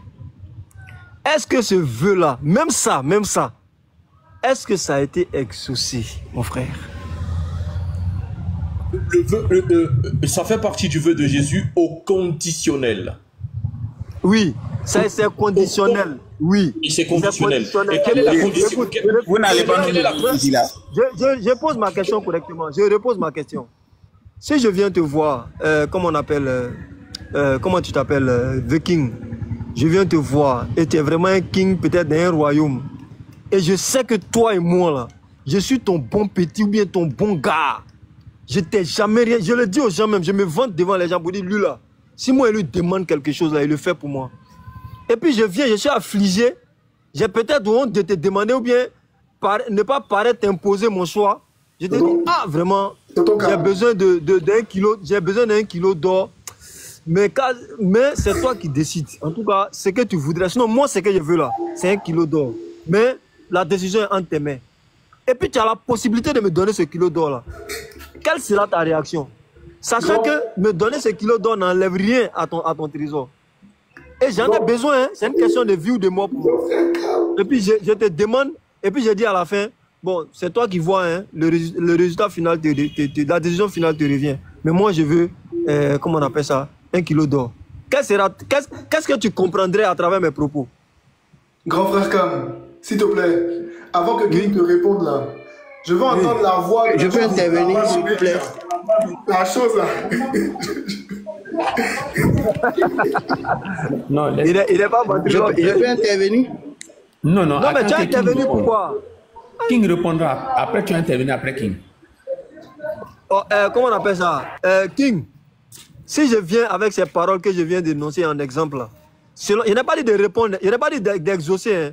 Qu'est-ce que je suis en train de faire dans un premier temps? Quelle est la nature de mes propos? Tu me fais c'est une doléance. Tu me fais une doléance. Une doléance en français simple, ça veut dire quoi? Une doléance en français simple, c'est quoi? Hein? En français simple, c'est quoi? Tu me demandes quelque chose. Merci beaucoup. Je demande, toi IYF là, depuis quand vous-même vous faites débat, vous on ne savait pas que vous étiez chrétien. Vous avez dans notre, bon, voilà, petite parenthèse. Vous avez dans notre école, vous dites qu'il y a un concert de Maïs Système à Yamsoukro. Sans que les gens ne sachent si c'est lié à quoi, c'est chrétien. C'est moi ici, on va faire recherche sur internet et puis voir c'est un truc en Corée ou bien quoi, c'est des chrétiens. Mais vous dissimulez. Puis toi tu viens d'un débat, tu fais débat. Puis depuis là tu es pressé. Commencez par dire aux gens que vous êtes chrétien. Ok? Merci. Je viens. Comment il s'appelle? Tu dis c'est une demande. Donc si tu dis c'est une demande, quelle est la nature des propos de Jésus adressés à Dieu? Dans Matthieu 26, 39. Seigneur de King. S'il était possible que le Père éloigne... On connaît les propos. Quelle est la nature de ces propos? Mais je peux pas changer la nature de ces propos. Parce que si tu enlèves la condition... Je ne t'ai pas demandé de changer, je t'ai dit de me dire ce que c'est. Demande l'éloignement de la coupe. Donc, c'est une demande. S'il était possible, oui. Attends, c'est une demande. C'est ça, non? C'est le mot qui m'intéresse, c'est une demande. Oui. Puisqu'il est en train de prier. Je viens. Tu vois, moi, je t'ai dit avec moi, on avance toujours. Est-ce que la coupe s'est éloignée? La coupe ne s'est pas éloignée. Ok. La coupe ne s'est pas éloignée. Est-ce qu'on peut dire qu'il a été exaucé? Oui. Ah, bon. Salam Fatia. Hein. Tu dois me dire pourquoi. Mais non, tu dois me dire pourquoi. Mais non, tu dois me dire pourquoi. S'il te plaît, King, non, attends, Benny. Il m'a posé une question. Oh, 2%, tu as menti. Ou King est en train de bégayer, tu as fait 2%. Attends-moi. Tu as menti, man. Benny arrive, Cam, reviens s'il te plaît. Voilà. Tu m'as posé une question, c'est à moi de te poser une question. Votre honneur, j'en ai fini. Oh Seigneur. Cam, King, s'il te plaît. King, s'il te plaît. King, s'il te plaît. Tu sais quoi? C'est ce que j'ai dit depuis le début là. Je t'ai dit, on va tourner jusqu'à... Tu vas venir confirmer si tu es honnête ou tu vas infirmer si tu es malhonnête. Alors, quand tu as posé une question, la demande est une prière. Béni, sors du champ, laisse la peluche mort. Sors du champ, laisse la peluche mort. Non, tu la verras pas. Bon, attends, bon, c'est bon, hein. Tu vas me laisser, après tu reviens, ok? Oh non, faut pas t'attrister, laisse tomber, hein, après tu reviens. Donc, tu vois, quel que soit ce que tu vas utiliser ici, là, tu as besoin d'être rusé, de mauvaise foi, sinon c'est clair. Une demande est une prière dans ce test-là. Et Jésus demande, puisque tu as écarté l'effet de la mort, alors que tu sais pertinemment que cette souffrance est tout un ensemble qui a un aboutissement. Et cet aboutissement, vous-même vous le dites, que ce sera la mort, bon moi j'appelle ça l'assassinat de Jésus. Tu es d'accord que c'est l'aboutissement, l'assassinat de Jésus. Donc cette souffrance-là, c'est un truc en gros qui doit se terminer par sa mort. Donc quand il est en train de prier là, il prie, qu'est-ce qu'il demande? Il veut que cette souffrance qui est impactée, dont la finition serait son humiliation sur un poteau de malédiction. Donc il demande à Dieu que lui là, il veut que ça s'éloigne de lui. C'est du conditionnel, mais n'empêche qu'il a lancé quand même une prière. Il a demandé quelque chose. Alors la question qu'on t'a posée ici là, est-ce que c'est qu'il a demandé à savoir que cette souffrance s'éloigne de lui là? Est-ce que cela a été exaucé? Oui ou non? Voici la question. Bien, bon, déjà la question, regarde, Béni, la question il est mal posée parce qu'il y a une formule de cette demande. La formule de cette demande est au conditionnel. Si tu omets cette formule et que tu la mets tout simplement à la forme affirmative, tu changes la nature même de cette prière, ce qui n'est pas correct. La nature de cette prière est au conditionnel. Donc, je vais relire. Écoute bien. Est-ce que le conditionnel empêche que ce soit une prière? Oui, le conditionnel a une importance dans la phrase. Non, je demande, dis à tout le monde, 500 personnes. Oui. Est-ce que le conditionnel arrache au test que ce soit une prière, une demande? Oh, pas du tout, pas du tout. Très bien, très bien, très bien. Pas du tout. Ce qui veut dire que, conditionnel ou pas, l'objectif visé ici, c'est le contenu, la prière et la demande. Attention.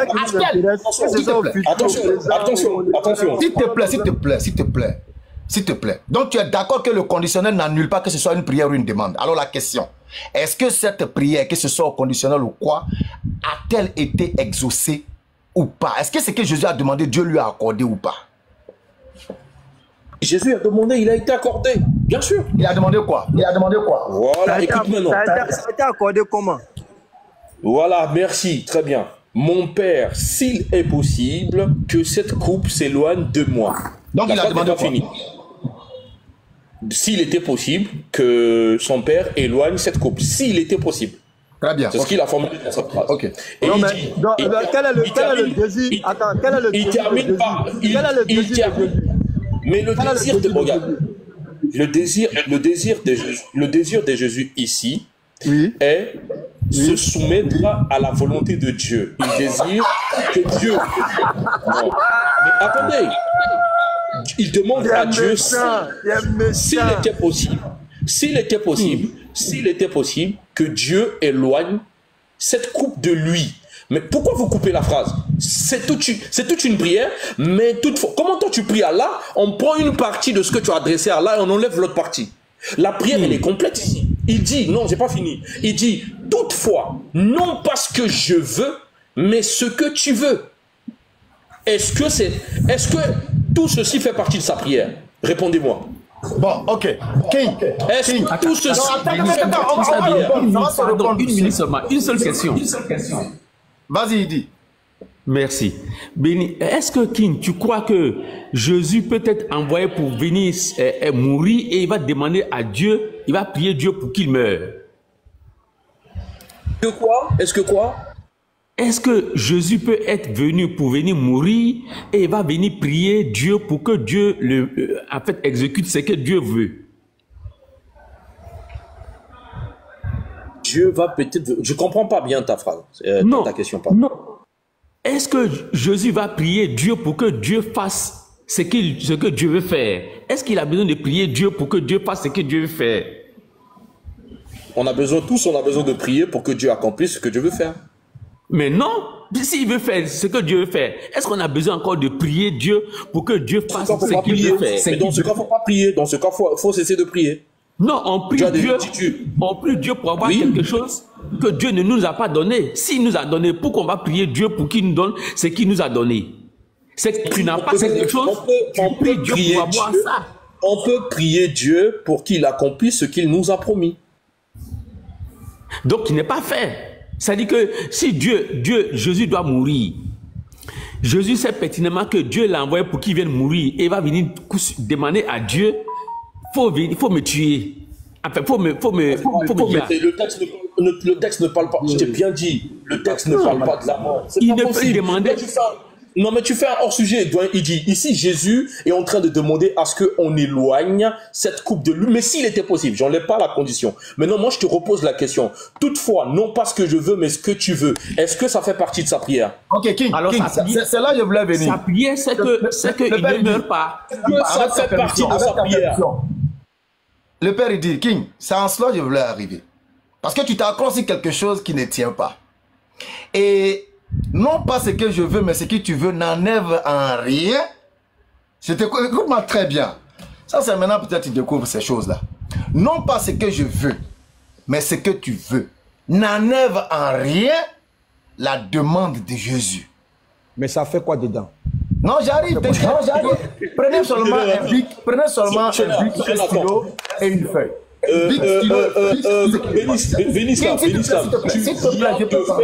Tu viens de démontrer à la face. Est-ce que je peux parler? Mute-toi, s'il te plaît. Non, c'est pas possible. Laisse-le finir sa phrase quand même. Laisse-le finir. Tu dis que la prière là, non pas ce que je veux, mais ce que tu veux. Jésus-Christ, il est qui? Jean chapitre 12, le verset 49. Car je n'ai point parlé de moi-même, mais le Père qui m'a envoyé m'a prescrit lui-même ce que je dois dire et annoncer. Jésus-Christ dans sa prière, il dit, Père, que cette coupe s'éloigne de moi. Non pas ce que je veux, mais ce que tu veux. Pourtant, nous savons pertinemment que Jésus-Christ, en tant qu'envoyé de Dieu, sa volonté est la volonté de Dieu. La volonté de Jésus là est aussi en accord avec la volonté de Dieu. Puisqu'il ne dit rien. Jean 5:30. Voilà, il ne dit rien de lui-même. Alors sa volonté est en même temps la volonté de Dieu. C'est pourquoi le verset il est clair. Si tu veux, il faut diviser la prière en 15. Ça se rejoint toujours en une demande et en une prière. Qui est une seule. À savoir, je ne veux pas subir cette souffrance dont le package et la finalité c'est ma mort, mon assassinat sur un poteau de malédiction où je dois devenir maudit. Je ne veux pas. Parce que la dernière partie de la phrase là fait quoi dans la prière? S'il te plaît, s'il te plaît. La dernière phrase sur laquelle vous êtes focalisé rejoint la première phrase parce que Jésus ne dit rien de lui-même. Alors, non pas ce que je veux là, mais ce que tu veux là, ce que Dieu veut là, c'est ce que Jésus a dit premièrement là, que cette coupe s'éloigne de moi. Puisque cette parole là, c'est Dieu qui l'a mise dans sa bouche. Non pas ce que je veux, mais ce que tu veux. Ce que Jésus veut là, c'est ce que Dieu a mis dans sa bouche et puis il a dit à Dieu là. C'est ça qui est. Je me suis rappelé même d'une chose. Je un homme s'il disait s'il te plaît. Je me rappelle. Tu dis de contre-vérité. Missionnaire, s'il te plaît, tu vas répondre. Missionnaire, s'il te plaît, tu vas répondre. Ça me rappelle une chose liée même à la même histoire. Matthieu 16, le verset 21. Jésus l'a dit. Regardez ce qui se passe. Il dit que c'est-à-dire le Fils de l'homme doit souffrir beaucoup, tant, et puis il doit mourir. Et puis ressusciter le 3e jour. Maintenant, tu as Pierre qui est là, qui dit, Seigneur, au verset 22, cela ne t'arrivera pas. Hey, si vous avez lu ce que Jésus a dit de lui, au verset 23, il a pris Pierre de côté et dit, hey, arrête de moi, Satan. Non. Parce que Pierre a dit la même chose que lui-même il est en train de dire dans Matthieu 26, 39. Maintenant, lui-même, selon vous, hein, il efface maintenant la chose. Il parle comme Pierre maintenant. Donc Dieu devait lui dire au même moment. Attends, laisse-le finir, s'il te plaît. Laisse-le finir. Mais c'est la même chose. C'est-à-dire, quand il a prédit la chose selon la Bible, quand il a prédit, Pierre a dit par amour pour lui, oui, ça ne t'arrivera pas. Il a dit quoi? Il dit arrête de moi Satan. Il n'a même pas dit non, je sais que tu m'aimes, ça va arriver. Non, non. Il dit arrête de moi Satan. Ça veut dire que quoi? Je suis tellement prêt pour affronter. Non. Maintenant, dans la même Bible, 26-39, le jour J maintenant, lui-même il est en train de planifier maintenant. Parce qu'on dit quoi? Il s'est mis à terre. Ça c'est Paul qui va nous le dire plus tard. Il s'est jeté par terre, il a crié à corps et à sang. Et dans le 26, on dit il a transpiré. Ça veut dire qu'il pleurait même en réalité. Il était en lamentation. Et qu'est-ce qu'il a dit à la suite de sa lamentation? S'il est possible que cette coupe s'éloigne de moi. En d'autres termes, ça n'a qu'à s'éloigner de moi. Donc lui là, qui a dit à Paul, à Pierre, qui n'était pas fortifié, qui n'était rien, qui n'était pas prophète, arrière Satan, lui-même on va lui dire, nous on doit lui dire quoi là? Nous on doit dire arrière quoi? Arrêtez ça frère, arrêtez. Mais au fait, il ne peut pas la poser. Et puis Béni, l'expression... Il dit à la parole, après tu parles King. Vas-y. L'expression passe, en fait, pas comme je veux, mais comme tu veux. En un mot, on dirait s'il te plaît. C'est fini, s'il te plaît, là, c'est ce que ça veut dire. Ça ne veut rien dire d'autre. Mais ça ne veut pas dire qu'il n'est pas il ne demande pas, il demande. Et à la fin, il dit s'il te plaît. Quand tu dis pas selon ma volonté, mais selon ta volonté, c'est comme s'il disait s'il te plaît à la fin. Ça ne change en rien du tout. La demande là, c'est de ne pas souffrir. S'il souffre, c'est qu'il n'a pas été exaucé. Parce que depuis on est monté, vous ne nous donnez pas aussi la parole pour qu'on intervienne. Ok, King, tu as la parole. Non, non, missionnaire, on arrive. King, tu as la parole. Après, il y a Nino qui est là, il y a Chevalier qui vient de monter. Voilà, maintenant si personne ne veut parler après King, missionnaire prend la parole. Vas-y. Non, missionnaire est là avant Chevalier. Avant qui? Donc, avant Chevalier. Avant qui? Chevalier. Oui, je sais qu'il est là. Voilà. Très bien. Donc, je te repose ma question aussi simple. Hein. Écoutez très bien, mec, parce que tout ce que tu fais, ce sont des roues casse-casse, et tu essaies de... Je connais un peu comment ça se passe. Ma question est simple. Toutefois, non pas ce que je veux, mais ce que tu veux. Est-ce que cette phrase est partie intégrante de sa prière? Oui, puisque c'est Dieu toujours qui met la parole dans sa bouche. Ok. Le terme « toutefois » a quel rôle dans une phrase? D'accord.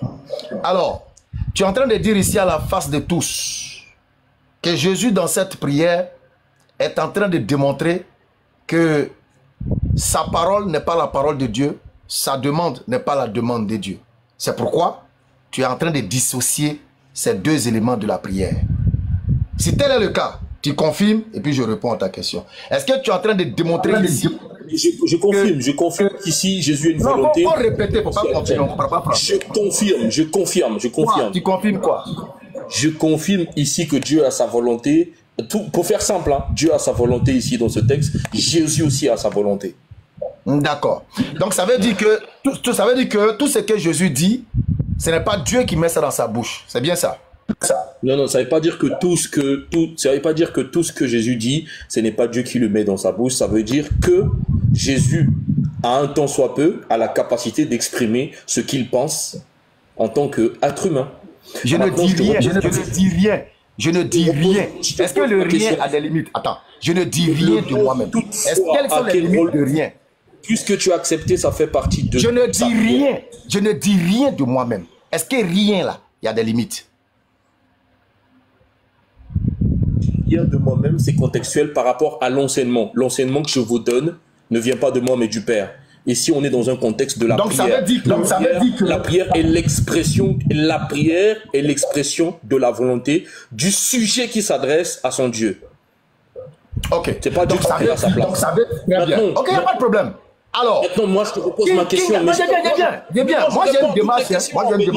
King vient de nous dire ici que lorsque Jésus dit dans le livre de Matthieu, voici comment vous devez prier. Notre Père qui est aux cieux, ça n'a rien à voir avec une parole volonté de Dieu, mais c'est plutôt une pensée propre à Jésus-Christ qui est en train de montrer comment prier, qui n'a rien à voir avec une volonté transmise de Dieu par Jésus-Christ.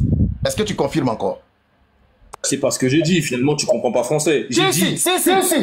Lorsqu'il dit, il ne dit rien, c'est dans le contexte de l'enseignement. Est-ce que notre Père qui est aux cieux, notre Père là, est-ce que c'est un enseignement de Jésus? Ah d'accord, donc c'est dans le contexte de l'enseignement. Ça veut dire que la prière... Est-ce que c'est un enseignement? Est-ce que c'est un enseignement? C'est un enseignement, bien sûr. Voilà, donc je dis que je ne comprends pas français. Ok, d'accord. Donc tu dis que notre Père est un enseignement. Le Matthieu 26, 39 n'est pas un enseignement. Ça veut dire que si moi je dois prier... Non, s'il te plaît. Moi je suis pédagogue. Si je dois prier en tant que chrétien, subhanallah, je ne dois pas dire, Père, donne-moi du pain, non pas ce que je veux, mais ce que tu veux. Puisque cette parole est propre à Jésus, ça n'a rien d'un enseignement révélé de Dieu. C'est bien ça? Jésus est en train de formuler sa propre prière avec ses propres mots. Mais notre Père est un enseignement un peu comme... Il y a fini un autre Père. Attends.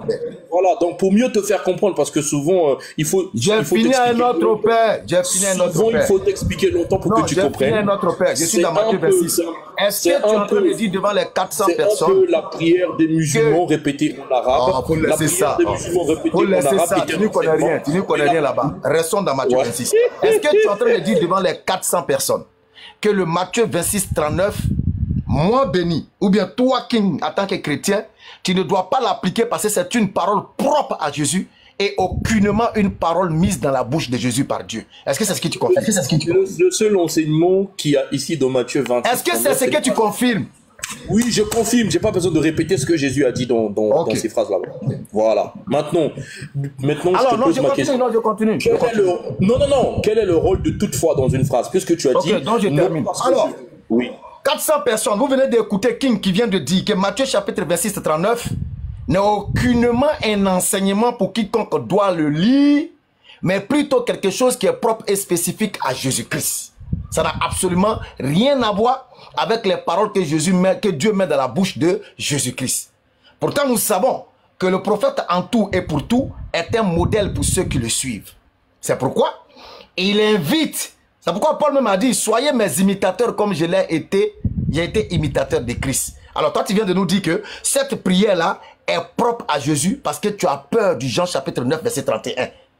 Tellement tu veux rejeter le Jean 9, 31, tu es en train de détruire cet enseignement, cette révélation, cette prière de toute sa spiritualité, de tout ce qui va avec. Alors, toutefois, non pas ce que je veux, tu l'as dit toi-même, ne dites pas d'une chose que vous allez la faire sûrement demain sans dire Inch'Allah. Lorsqu'on dit Inch'Allah, un croyant qui dit Inch'Allah est dans la posture de l'humilité face à celui qui sait toutes choses. Est dans la posture de l'humilité face à celui qui détient toutes choses. Donc quand Jésus dit toutefois, non pas ce que je veux, mais ce que tu veux, sachant pertinemment que Jésus-Christ t'a déjà dit spirituellement que le Père et lui font un. Le Père et moi, nous sommes un. Je suis dans le Père est à moi, non pas physiquement, mais de façon spirituelle. Je suis obligé de te donner toute la pédagogie. Le Père et moi, nous sommes un. Non pas physiquement, mais spirituellement. Alors, s'ils sont un, le toutefois ici ne peut pas être détaché de la première demande de Jésus. Mais le toutefois ici vient encore permettre à Jésus de renforcer sa demande. Parce qu'il est en train de montrer à Dieu qu'il est soumis à lui malgré la position de gloire qu'il a. Toutefois, humilité. Mais ça renforce ce qu'il demande à Dieu. C'est pourquoi d'ailleurs... Bénéficie de finir, je vais ajouter quelque chose. Je termine s'il te plaît, qu'il faut bien enregistrer. C'est pourquoi d'ailleurs, dans le livre de Luc, Luc chapitre 22, à partir du verset 48, tais-toi, je vais finir ma pédagogie. Il ne faut pas m'arrêter, je t'aime. Pardon, je laisse pas terminer. C'est pourquoi dans Luc chapitre 22, le verset 42 et plus, un ange va descendre pour le fortifier. Oui, un ange va descendre pour le fortifier. Mais la descente de l'ange et la fortification de Jésus, c'est pourquoi? C'est dur à quoi? Le livre de Psaume nous répond. Lorsque le serviteur de Dieu est en détresse et qu'il met la voie vers Dieu, Dieu envoie un ange qui le sécurise et qui l'arrache du danger. Hey, Jean chapitre 9, 31. Tu vois, faut faire tout ce que tu veux à le verset là. Faut lui arracher toute son essence spirituelle, tout. Mais le verset va demeurer toujours dans sa puissance spirituelle. Toutefois, n'arrache en rien ce que Jésus veut. Mais toutefois, renforce encore la demande de Jésus. Je crois avoir répondu. Heureusement que tu as dit que tu crois avoir répondu. Malheureusement, tu n'as pas répondu. Tu as fait ta balade comme d'habitude. Ma question, elle est simple. Quel est le rôle de toutefois dans une phrase? C'est tout ce qu'on te demande. Cam, vas-y.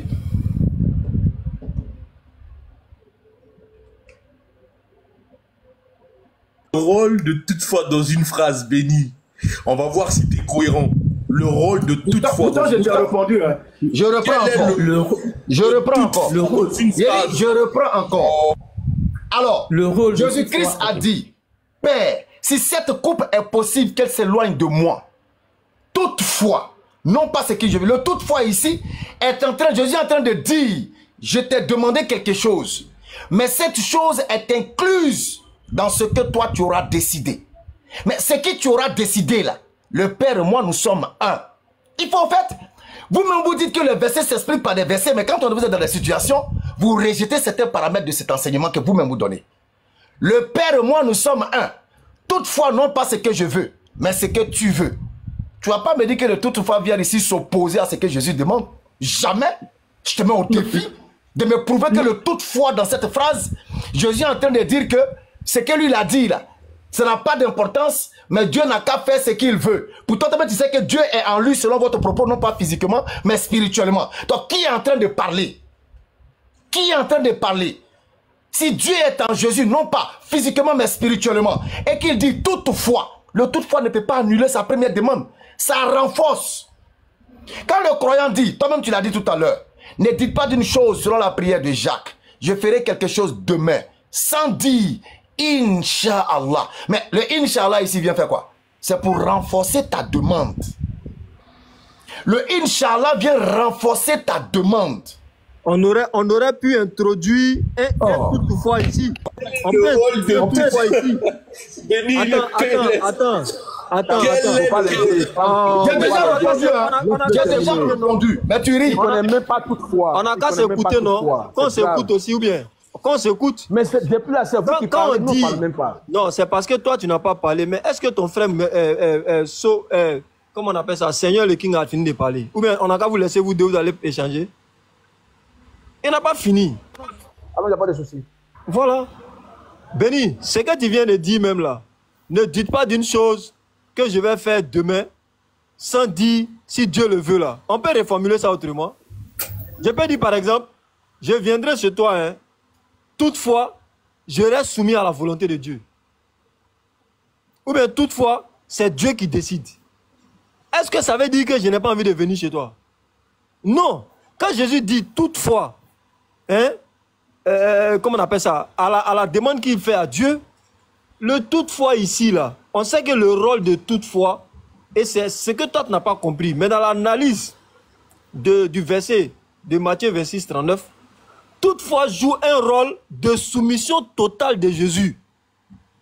C'est-à-dire que ça démontre la soumission totale. C'est-à-dire qu'il exprime son vœu, mais il sait que son vœu est annihilé dans la volonté du Très-Haut. C'est-à-dire que lui, son vœu là, est soumis, n'est-ce pas, au OK, à la validation, à l'aval de celle du Très-Haut. Maintenant, est-ce que cela annule lui sa volonté? Non. Ou bien est-ce que cela annule son désir? Non. Mais ça met son désir sous tutelle du désir de Dieu ou de la volonté de Dieu. Maintenant, on sait que Jésus là, c'est un enseignement qu'il avait donné précédemment. Quand on prend par exemple Jean 5, le verset 30 que je viens de dire tout à l'heure, un des versets que j'aime beaucoup. Je ne peux rien faire de moi-même selon ce que j'entends. Je juge et mon jugement est juste. Pourquoi? Car je ne fais pas ma volonté, mais la volonté du Père qui m'a envoyé. Donc ça veut dire que moi, quand j'ai fini de juger là, je juge selon la volonté du Père. Et ici là, j'ai un désir. Et je me rappelle que mon désir là est soumis au désir du Père. Donc quand j'ai fini de parler, pour ne pas que de l'arrogance soit trouvée dans mes propos, pour ne pas que de la suffisance soit trouvée dans mes propos, pour ne pas que je me dise que j'ai en train de donner un ordre à Dieu, je me fais tout petit auprès de Dieu en disant, toutefois, c'est ta volonté qui prime. C'est ta volonté qui est au-dessus de la mienne. Frère, il y a quoi de difficile à comprendre dans ça? Maintenant, toi, dis-nous le rôle de toutefois dans cette phrase. Non, non, j'ai pas demandé le rôle de toutefois dans cette phrase. En fait, j'ai demandé quel est le rôle de toutefois dans une phrase. Est-ce que tu peux nous dire qu'est-ce que fait toutefois dans une phrase? Tu vois ce qu'il fait? Le mec, il parle de contexte et il vient te poser une question généralisée en te disant quel est le rôle de toutefois dans une phrase. Il se croit rusé. Non, il n'a qu'à nous dire le rôle de toutefois dans une phrase. Non, non, attends. Pourtant, il a dit tout à l'heure, dans Jean 9, 31, que c'est contextuel. Alors pourquoi tu veux une définition de toutefois généralisée alors que tu es dans un contexte aussi où toutefois est introduit mais qui n'exprime pas une opposition puisque le toutefois ici vient renforcer la demande de Jésus. D'autant plus que vous dites. Béni, attention, hein, il y a un mot qui est sorti là. Si c'est à ça il pense là. Je pense qu'il se trompe. Hein. Le mot opposition là. Toutefois a un rôle dans sa tête là, toutefois exprime une opposition. C'est ce qui est dans sa tête. Dans une phrase, n'importe quelle phrase là. Toutefois a le rôle d'une opposition partielle. C'est ce qui est dans sa tête. Je finis. Ça a une opposition partielle en ce sens que ce que j'ai exprimé premièrement ne s'annule pas, mais est soumis, n'est-ce pas, à éventuellement ce qui suit. Ça veut dire que ce qui suit là pourrait être en phase avec ce que j'ai dit précédemment. Bien sûr. Voilà. Bien sûr. Donc c'est une opposition partielle, hein, ce n'est pas une opposition catégorique. Si c'est ce que tu voulais savoir depuis le début. Voilà, voilà pourquoi, pour élargir ce qu'il prétend être un piège, il va dire dans une phrase. Alors quand tu vas répondre de façon générale, comme quoi toutefois ramène à une opposition, il ramène maintenant dans un texte qui est bien précis, où vous-même vous dites, le Père et moi nous sommes un, et nous savons que ce n'est pas physique, c'est spirituel. Mais si le Père et lui sont un, nous savons qu'un croyant, la demande du croyant est la demande de Dieu. La Bible de Jacques te dit quoi? Priez les uns pour les autres.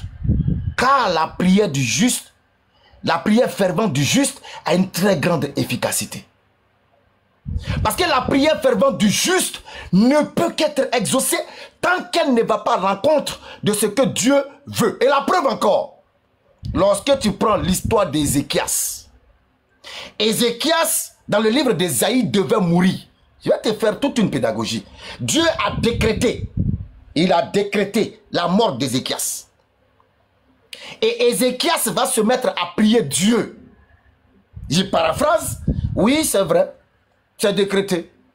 Mais, Seigneur, souviens-toi que j'ai fait ci, j'ai fait ça, j'ai fait ci, j'ai fait ça. Il commence à parler de ses actions à l'égard de la volonté de Dieu. Toutefois, d'une autre manière. Mais Dieu dit quoi à Ézéchias? Il dit à Ésaïe, va dire à Ézéchias, sa prière a été exaucée.